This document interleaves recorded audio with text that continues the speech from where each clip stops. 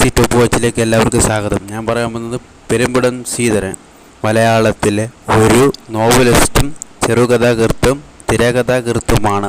പെരുമ്പടം ശ്രീധരൻ കേരള സാഹിത്യ അക്കാദമിയുടെ മുൻ ചെയർമാനായിരുന്നു അദ്ദേഹം. നിരവധി നോവലുകളും ചെറുകഥകളും എഴുതിയിട്ടുണ്ട്. 1975 കേരള സാഹിത്യ അക്കാദമി പുരസ്കാരം മടക്ക നിരവധി പുരസ്കാരവും നേടിയിട്ടുണ്ട്.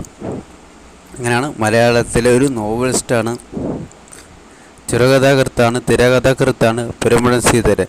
കേരള സാഹിത്യ അക്കാദമിയുടെ മുൻ ചെയർമാനായിരുന്നു അദ്ദേഹം. നിരവധി നോവലുകളും ചെറുകഥകളും എഴുതിയിട്ടുണ്ട്. 1975 കേരള സാഹിത്യ അക്കാദമി പുരസ്കാരം അടക്കം നിരവധി പുരസ്കാരങ്ങൾ നേടിയിട്ടുണ്ട്. ഇത്രയേ ഉള്ളൂ. അപ്പം പെരുമ്പടം ശ്രീധരനെ കുറിച്ചാണ് അറിയാൻ. 1975 അയാൾക്ക് കേരള സാഹിത്യ പുരസ്കാരം ലഭിച്ചിട്ടുള്ളത്.